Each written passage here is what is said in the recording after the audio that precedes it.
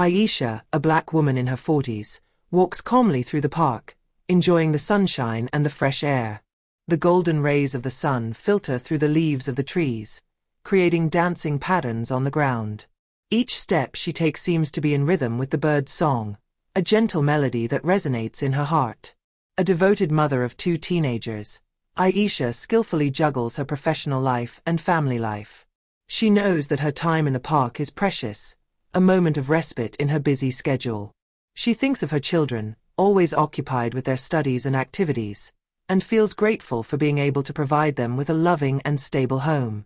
As the head of a marketing team in a flourishing company, she is respected for her integrity and kindness. Her colleagues often describe her as a mentor, someone they can rely on not only for professional advice but also for her attentive listening and unwavering support.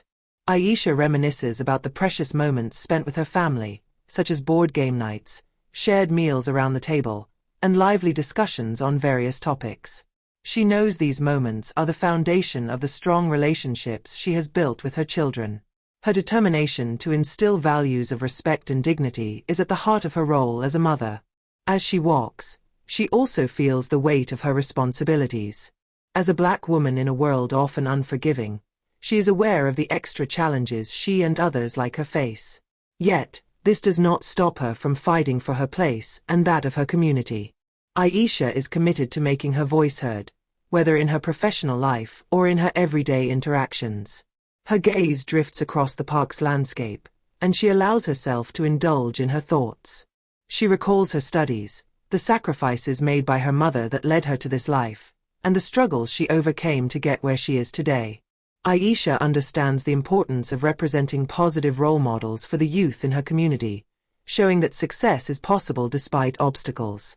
As she continues walking, a wave of serenity washes over her.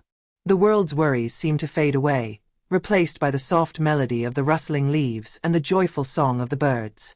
Each step she takes helps her reconnect with her aspirations, with her dreams of justice and equality. In these moments of tranquility, Aisha reminds herself why she fights, why she refuses to let the world's injustices bring her down. However, this peace is suddenly interrupted. Officer Lambert, a young and impulsive man known for his brutal methods, appears out of nowhere. His uniform is impeccable, but his attitude is the opposite.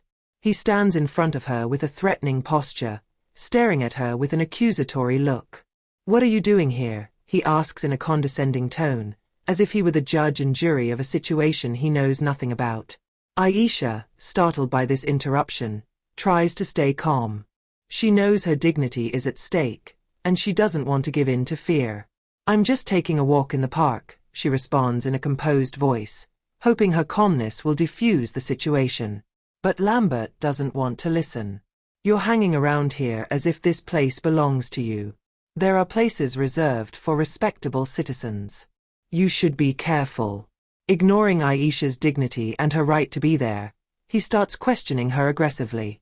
He demands answers about her presence, as if she needed to justify her very existence in this public space.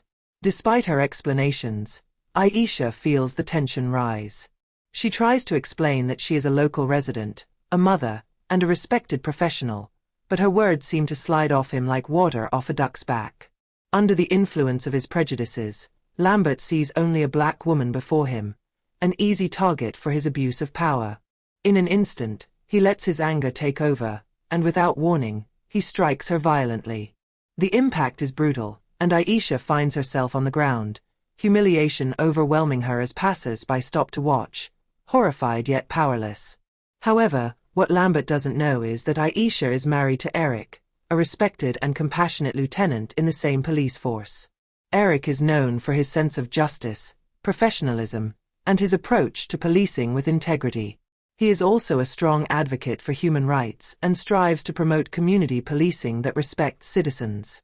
The difference between him and Lambert could not be more stark. While Lambert revels in his abuse of power and arrogance, Eric has always made sure that the uniform he wears is a symbol of protection, not intimidation. That day, Eric finishes his shift a few streets from the park where his wife often enjoys walking. He has no idea that the incident unfolding nearby involves Aisha. While he's talking to his colleagues, A radio call mentions an unusual gathering in the park. Passers-by report a confrontation between a police officer and a woman.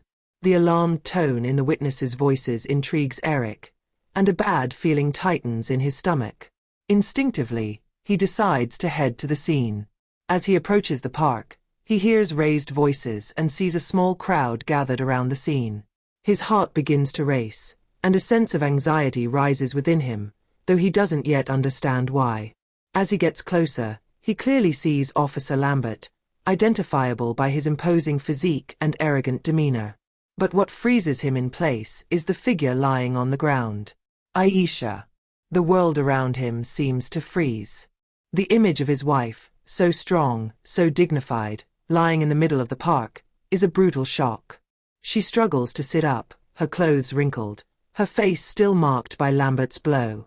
Her hands tremble slightly, but she maintains an impressive calm despite the humiliation she has endured. The onlooker's gaze shifts to Eric, who is unable to contain the rising anger within him.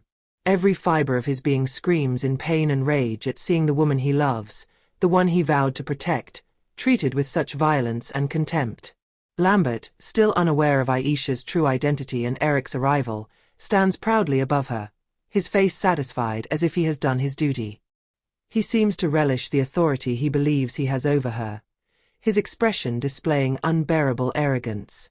The officer continues to reinforce his control over the situation, confident that he has acted appropriately. But Eric, now very close, can no longer contain his emotions. His heart pounding, he strides through the crowd. A rumble of anger can be seen on his face. The passers-by, curious about what is going to happen, step aside slightly to let him through. Some recognize him as the lieutenant, and a murmur of surprise spreads through the crowd. Lambert. Eric's voice thunders, sharp as a blade, cutting through the tense atmosphere of the park. Lambert turns around abruptly, surprised by the call. At the sight of Eric, a slight smile forms on his lips, unaware of the gravity of the situation. He expects his superior to come and validate his actions, as has often happened when he manipulated his reports to justify his abuses. But this time, the anger on Eric's face destabilizes him. "What are you doing here?" Lambert asks, still confident, unaware that his victim is none other than his superior's wife. But Eric, ignoring the question, walks directly toward Aisha. He quickly kneels beside her, his gaze shifting between her and Lambert, then back to her. Aisha looks up at him, her face showing a mix of pain and sadness. She knows he is devastated to see her in this state, yet she gives him a weak smile, trying to show that she is strong despite everything. "Are you okay?" Eric whispers, his voice trembling, the anger still present but held in check for the moment. Aisha nods slightly, though the marks of Lambert's blow are still visible. Her eyes express both physical pain and the pride of not being defeated. Eric then stands up, his gaze now fixed on Lambert, who is beginning to realize that something is wrong. "Lambert, you just hit my wife." The words fall like a thunderclap. Lambert's face goes pale instantly. All his arrogant demeanor crumbles, replaced by panic. He steps back slightly, unable to respond. He knows he has made a mistake, but it's too late. The weight of this reality crashes down on him like a tidal wave. Eric, now standing, towers over him, but he doesn't need to raise his voice to express his anger. Every word he speaks is loaded with meaning, and Lambert understands that he has just made the mistake of his life. "You're suspended immediately. I will handle your personal file, and believe me, you won't escape the consequences." Eric's voice is cold, cutting, each word resonating in the air like an irrevocable sentence. Lambert, who had always been so confident, freezes in place. His face, once filled with arrogance, now falls apart. His eyes flicker between Aisha, still on the ground, and Eric, whose imposing stature now seems heavier than any judgment. He realizes he has crossed a line that he will never be able to erase. The onlookers, once mere witnesses to the scene, feel the tension rising. The whispers intensify around them, some beginning to discreetly film what could become a decisive turning point in Lambert's career. The uniform he wears, once a symbol of his power, no longer protects him. He stands exposed before his superior, vulnerable before the crowd. He tries awkwardly to speak, to articulate a defense. "Lieutenant, I didn't know." Lambert stammers, the words escaping him in a mix of panic and desperation. But Eric doesn't give him time to explain. His cold gaze cuts off any attempt at justification. "You didn't know," he repeats, his tone conveying the full gravity of the situation. "And that's supposed to justify what you just did?" He moves closer to Lambert, narrowing the distance between them, staring him straight in the eyes. "You hit a woman. An innocent one. You publicly humiliated her. And now you dare claim you didn't know." Lambert, bewildered, lowers his eyes, unable to hold Eric's gaze. Shame and fear flood him, and he realizes that everything he thought he knew about the power he believed he had has crumbled. He is no longer the man in control of the situation. He is the one who will now face the consequences. Eric continues, his voice now carrying even more depth. "Whether you knew or not, it doesn't change anything. What you just did is unforgivable. And you will be held responsible." He glances at the crowd that has gathered. He sees the looks of outrage, familiar faces he has sworn to protect as a member of the police. It is at this moment that he understands just how much Lambert has betrayed everything their uniform represents. The contempt this officer showed toward Aisha is a betrayal not only to her but to the entire department and the community they are supposed to serve. Eric turns back to Aisha, still sitting on the ground, silent tears rolling down her cheeks. His heart tightens as he sees the woman he loves, hurt and vulnerable, an image he never wanted to associate with his wife, let alone caused by one of his own colleagues. This moment is surreal for him, a mix of boiling anger and deep sadness. He never imagined that Aisha, a strong, respected and loving woman, could be so degraded, especially under his watch. Without a word, Eric leans toward her and extends his hand, a simple gesture but one full of emotion. Aisha, despite the physical and emotional pain, looks up at him. In her gaze, there is a mix of relief and resilience. She takes his hand with a softness laced with suffering but also trust. She knows that, no matter what happens, Eric is there for her. With care, he helps her to her feet, his movements unusually gentle for a man accustomed to the harshness of his profession. Every motion is deliberate, as if he is trying to erase, with his attention and tenderness, the humiliation and violence she just endured. When she is finally standing, her legs slightly trembling from the shock, Eric holds her gently against him. This is not just a protective gesture but also a deep act of love. In this embrace, he conveys all his support, unwavering respect, and his promise never to let something like this happen again. The world around them seems to fade away for a moment. The murmurs of the crowd, Lambert's heavy gaze, everything becomes secondary. For Eric, this moment is solely for Aisha, to show her that he is there, that he always has been, and that he will continue to be her pillar. He briefly closes his eyes while holding her, feeling the weight of the situation, but also the need to remain strong for her. Then, slowly, Eric releases his embrace. Aisha, despite the visible marks of the assault on her face and body, stands tall, a glimmer of dignity in her eyes. Eric tenderly caresses her cheek before turning one last time toward Lambert. The latter, once arrogant, now stands apart, almost trembling under the cold gaze of his superior. Eric gently holds Aisha in his arms, a gesture full of protection and respect, as if to convey all the strength she may have lost in this public humiliation. Aisha, despite the pain, feels a deep connection with her husband, a reminder of the safety he represents for her.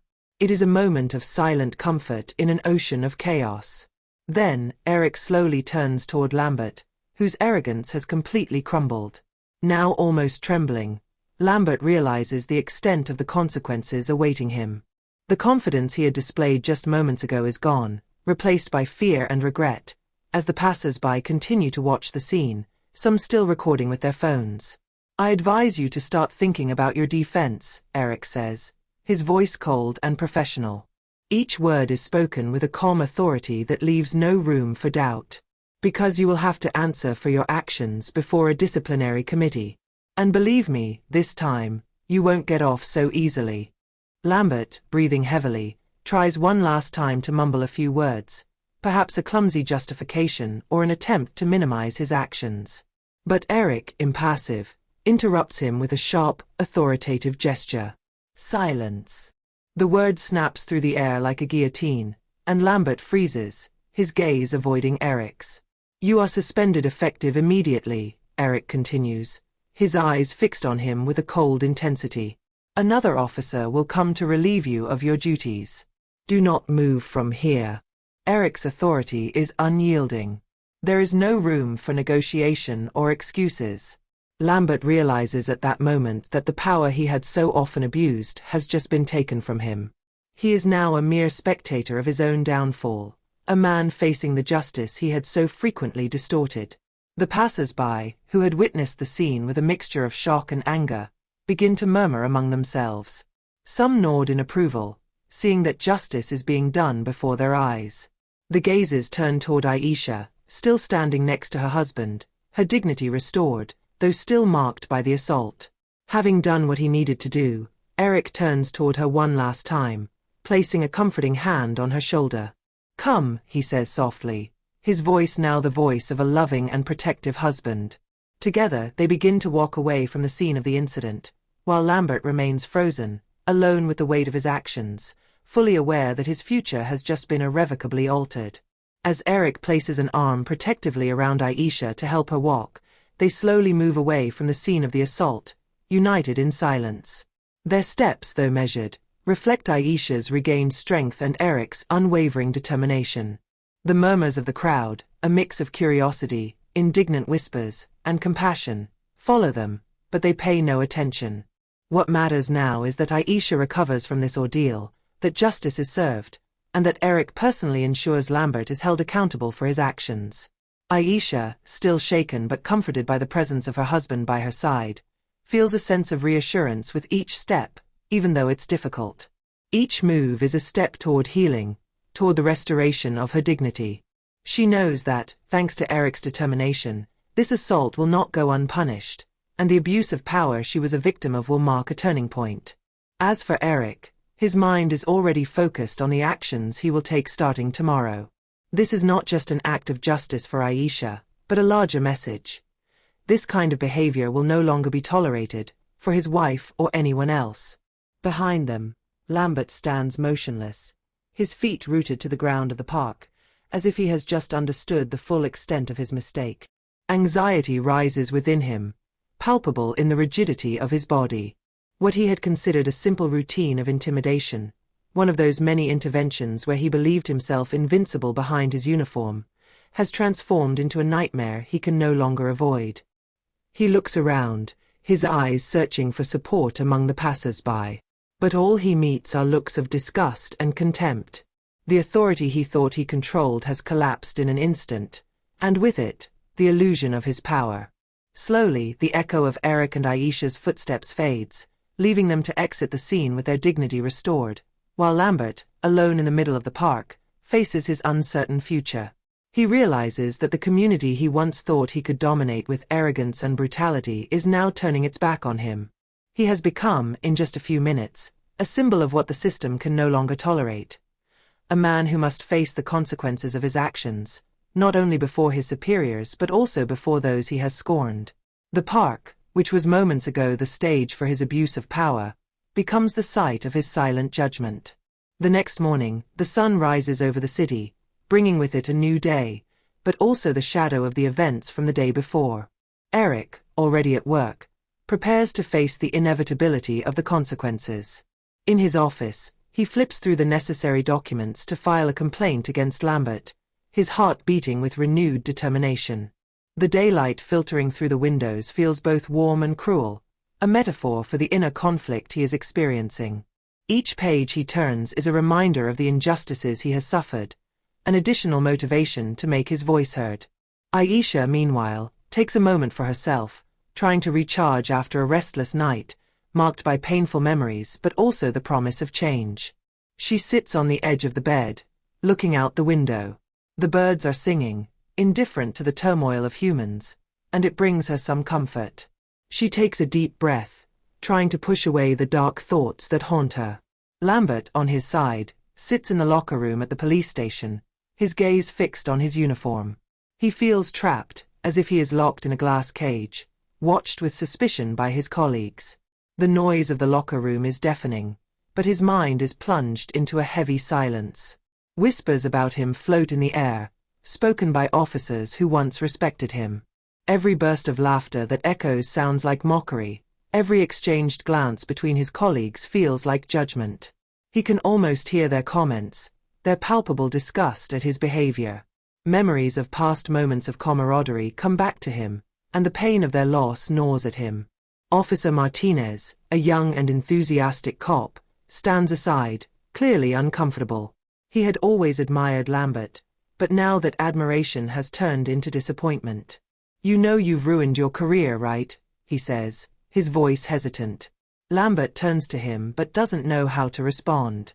The reality of his situation slowly sinks in, like a weight on his shoulders. Martinez's gaze is full of reproach but also sadness.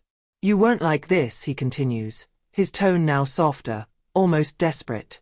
Lambert closes his eyes for a moment, recalling the choices he made, the mistakes that led him here. A mix of shame and anger boils inside him. He knows that Eric's accusation is not just another complaint. It's a cry of desperation, a demand for justice that cannot be ignored. As his colleagues murmur and whisper, Lambert feels the walls of the station closing in on him slowly, like a prison tightening around him. The respect he had built with so much effort crumbles like a house of cards. The weight of his actions bears down on him, and he realizes he can no longer escape the truth. Every passing minute seems to prolong his agony, each second sinking him deeper into an abyss of regret. As the day progresses, the sergeant responsible for discipline enters the locker room. His face is serious, and the atmosphere immediately becomes tense. "Lambert, I need you to come with me," he orders, his tone leaving little room for discussion. Lambert stands up, his heart racing, and follows the sergeant down the hallway, his colleagues' gazes weighing heavily on him. They exchange looks, some filled with disapproval, others with concern. Every step he takes echoes in his mind like a sentence. The hallway, usually familiar and comfortable, now feels cramped, charged with palpable tension. In the director's office, a meeting has been convened. Eric, having informed his superiors about the incident from the day before, waits patiently for the session to begin. The adrenaline pulses through his veins, but he tries to stay focused. He is accompanied by other officers, all aware that this situation goes beyond a simple isolated incident. They exchange murmurs, some questioning Lambert's conduct, others wondering about the repercussions it could have on the force as a whole. The air is charged with anticipation and worry. The sergeant brings Lambert in, who enters with dragging steps, his head down. Every gaze fixes on him like an arrow, and he can feel his colleagues' judgment, like a weight crushing him. The sergeant speaks, laying out the situation, the testimonies collected, and Eric's complaint. He details the events from the previous day, highlighting the severity of the accusations against Lambert. "What happened yesterday is unacceptable, Lambert," says the police chief, his voice heavy with seriousness. "Not only did you abuse your power, but you also tarnished the image of the force. We cannot let this pass." Lambert, panicking, tries to defend himself, to justify his actions, but the words get stuck in his throat. He knows that his excuses won't hold any weight. Confusion is written on his face, and he feels like a child caught in the act, unable to grasp the full extent of his actions. I didn't mean to," he begins, but his voice fades, smothered by the reality of the situation. The faces around him show no pity. Eric, although relieved to be heard, feels a pang in his heart seeing the man he had respected fall apart in front of him. He had hoped that Lambert would take responsibility, but this display of despair only deepens the distance between them. The police chief continues, his tone growing increasingly firm. "We have protocols to handle situations like this, Lambert. Your behavior jeopardizes the public's trust in our force. This is a line we cannot cross." The words hang in the air, heavy with consequence.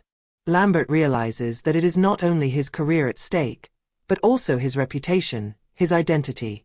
Eric, for his part, listens attentively, each word strengthening his determination. He stands to speak. "I'm not here seeking revenge, but to ensure this doesn't happen again. The trust between the police and the community is essential. We must be protectors, not oppressors.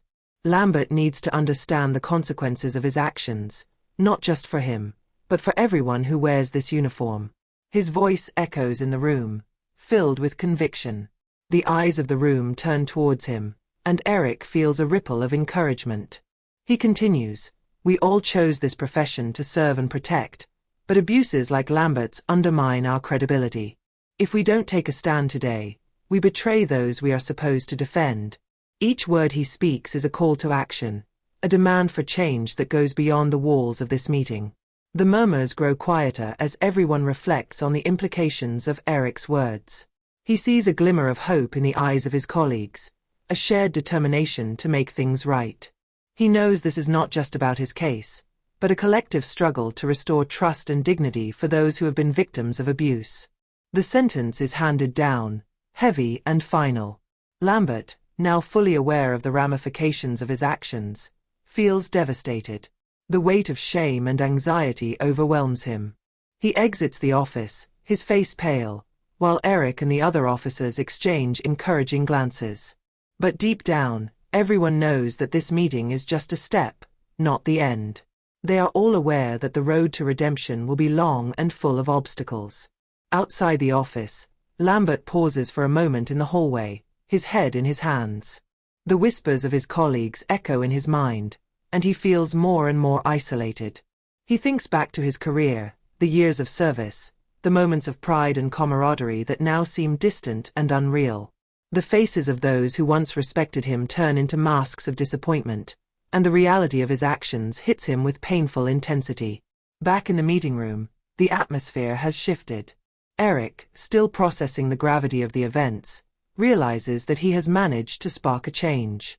"We need to commit to educating our colleagues, organizing training sessions on civil rights, and creating a space where the voices of the community can be heard," he declares with conviction. The other officers, energized by Eric's speech, nod in agreement. A consensus begins to form, with everyone realizing that it is time to act. They discuss measures to prevent abuses of power and strengthen ties with the community. The meeting becomes a forum for discussion, a space where everyone can express their concerns and ideas. Eric watches this transformation with a sense of satisfaction. Although the incident with Lambert was painful, it has also opened the door to an essential dialogue on accountability, transparency, and the need for systemic change. He knows the path ahead will be difficult, but he is determined to lead this fight. Together, they can make a difference, not just for Lambert, but for all those who have suffered in silence. As the discussions continue, Eric feels a new sense of solidarity among his colleagues. It is a promise, a collective commitment to work towards a police force that is truly in service to the community. In this moment of tension and vulnerability, he sees a glimmer of hope emerging. Hope that could, one day, transform the face of the police and the trust of the community it serves.